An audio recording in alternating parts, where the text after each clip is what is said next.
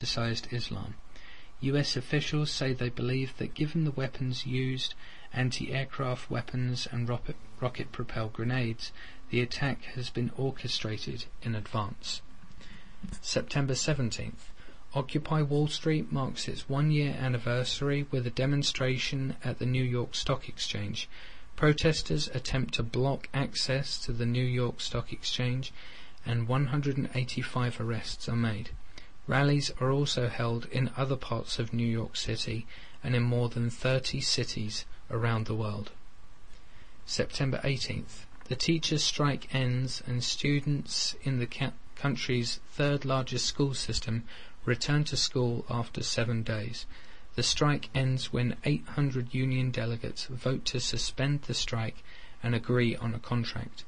Both sides get some victories in the contract, which still needs to be ratified by all of the union's 26,000 members. Now moving on to October. October 4th, an outbreak of meningitis has killed 5 people in the United States. In addition, 30 people have meningitis in 6 states. The outbreak has been linked to a contaminated steroid drug. The drug is administered to patients as a spinal injection for back pain and has been recalled. October 7th. Hugo Chavez wins the presidential election in Venezuela. He receives 54% of the vote. This will be Chavez's third 6-year term as president. October 9th. In Pakistan, Taliban members shoot 14-year-old Malala Yousafzai in the head and neck. The shooting occurs while Yousafzai is on her way home on a school bus filled with children. 2 other girls are wounded. All 3 girls survive, but Yousafzai is in a Peshawar hospital in critical condition. Ehsanullah Ehsan, a Taliban spokesperson, confirms that Yousafzai was the target due to her outspokenness against the Taliban and her determination to get an education. Ehsan says, quote, "She has become a symbol of Western culture in the area. She was openly propagating it. Let this be a lesson." End quote. October 10th. A court in Moscow frees one of the 3 members of Pussy Riot, the punk band convicted of hooliganism for protesting in a cathedral last February. The case continues to draw international attention and condemnation of Russia. October 19th. Following the wide publicising of allegations towards the late Jimmy Savile of years of child molestation, the Metropolitan Police Service launched a formal criminal investigation, Operation U-Tree, into historic allegations of child sexual abuse by Savile and other people, some of whom were still living, over 4 decades. They stated that they were pursuing over 400 separate lines of inquiry based on evidence of 200 witnesses via 14 police forces across the UK. This investigation would then go on to imply a much, much larger issue involving a paedophile ring, involving some of the most powerful and influential figures in the British government and media. October 24th. Lakhdar Brahimi, the Algerian envoy attempting to negotiate a peace deal in Syria, announces a ceasefire between the Syrian army and rebels during Eid al-Adha, the most important Muslim holiday of the year. Also on October 24th, Sandy, which blew into the Caribbean as a tropical storm, is downgraded to hurricane status as it hits Cuba, Haiti and Jamaica. As a Category 2 hurricane, Sandy leaves 44 dead in the region. October 25th. The death toll from the fungal meningitis outbreak due to the tainted steroid injections reaches 24. The number of meningitis cases linked to the steroid has also increased to 312 in 17 states. According to the Centers for Disease Control and Prevention, 5 joint infections caused the same contaminated steroid have also been reported. October 27th. Each side of the Syrian conflict accuses the other of breaking the ceasefire as fighting resumes in all major battlegrounds. October 29th. Hurricane Sandy makes landfall in Atlantic City, New Jersey, and is reclassified as a post-tropical cyclone. New Jersey, New York and Connecticut are hardest hit by Sandy, and about 8 million people lose power as a result of the storm. So far, Sandy has caused at least 100 deaths and an estimated $30 billion in damages, making it the second costliest hurricane in the United States behind Katrina. Now moving on to November 6th, President Obama is re-elected, narrowly defeating Republican nominee Mitt Romney. Obama prevails in both the Electoral College, 303 to 206, and the popular vote, 50% to 48%. Buoyed largely by taking several crucial battle states, including Colorado, Iowa, Ohio, New Hampshire, Virginia, and Wisconsin. November 14th.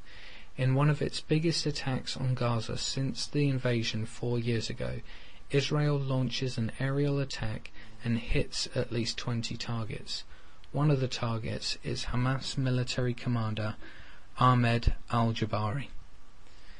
November 15th. The British oil company BP agrees on a guilty plea on 14 criminal charges involving the rig explosion in 2010 that caused a giant oil spill in the Gulf of Mexico and killed 11 people.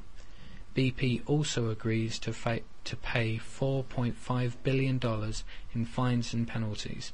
In addition, the company's safety practices and ethics will also be monitored by the US government for the next 4 years. November 21st. Egypt's Foreign Minister Mohammed Kamal Amr and US Secretary of State Hillary Clinton announced that a ceasefire has been signed. Both sides agree to end hostilities towards each other, and Israel says it will open Gaza border crossings, allowing the flow of products and people into Gaza. November 29th.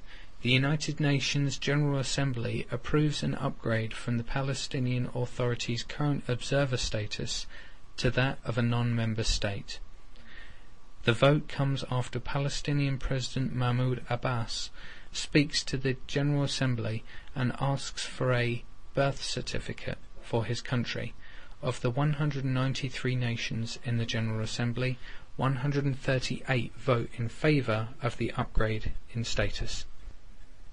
So, ladies and gentlemen, there we have the events for 2012, and then one more further one on December 21st, 2012, the planet Nibiru. No, I'm just kidding. We need to change things. We seriously need to change things. I mean, you've just listened to a good half hour of really bad stuff happening around the world. Really bad stuff. Things are getting worse and worse and worse. How long do you think you people will be able to keep your heads buried in the sand? How long? What, until you find something sodomizing you? No.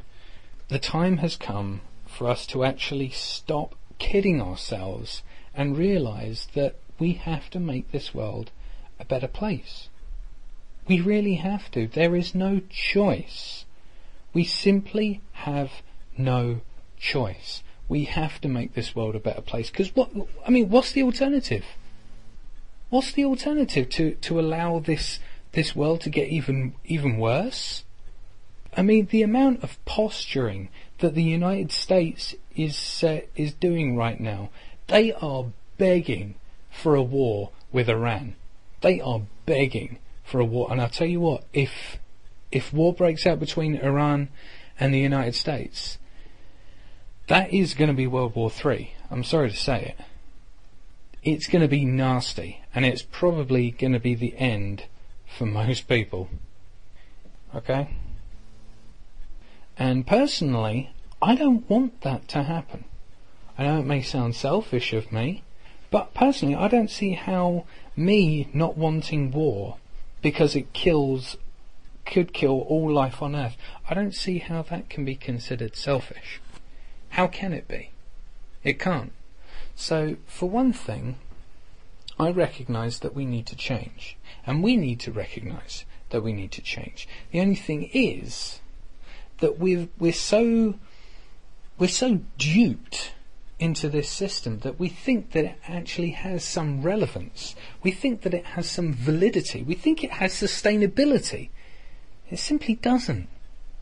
It really, really, really doesn't. So I tell you, we'll take the example of cancer, for example. There comes a time when someone starts developing the symptoms of cancer that they have to admit that something needs to be done. They have to admit that things have got to the point where they're like, crap, I really need to get rid of this. If I don't do something, I'm going to die. Why don't we recognise that as a culture? Because we're under this illusion that everything's going to be okay. I think I've referred to this in a previous podcast, but the main character from the TV series Millennium, I think it was one of the early episodes, he's asked whether he believes in the Nostradamus end time revelations, predictions.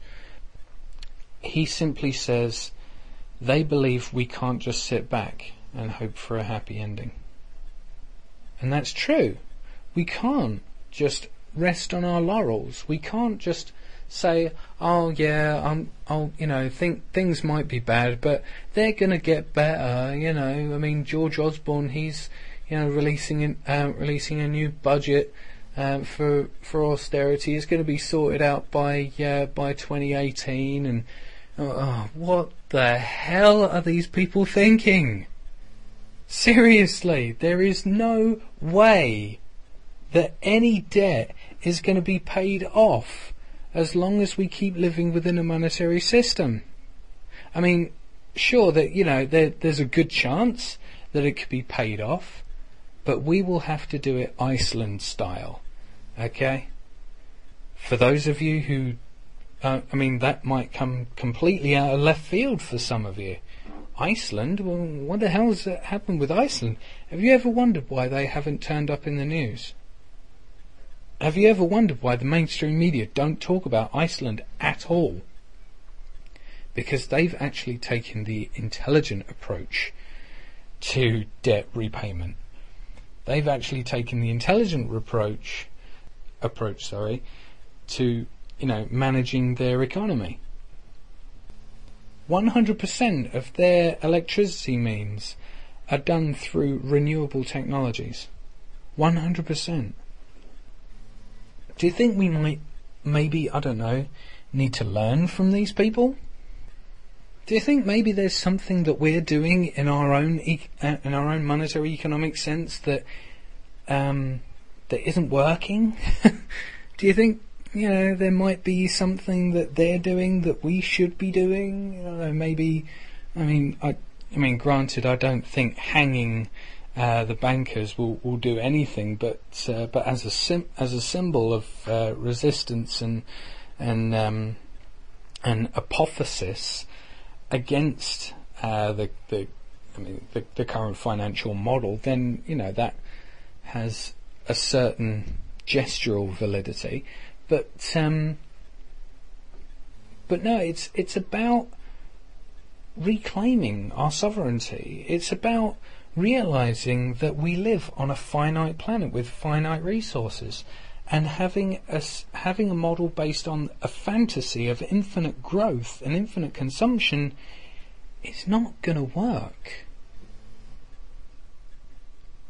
George Osborne's austerity measures are not going to solve the problem. They're just going to make the problem worse. I mean, why do you think it is such a huge arguing point? So, for example, if you're down the pub with your mates and you're arguing politics, when you're saying, "Oh, George Osborne should do this," and Cameron should do that, and why do you think there's so many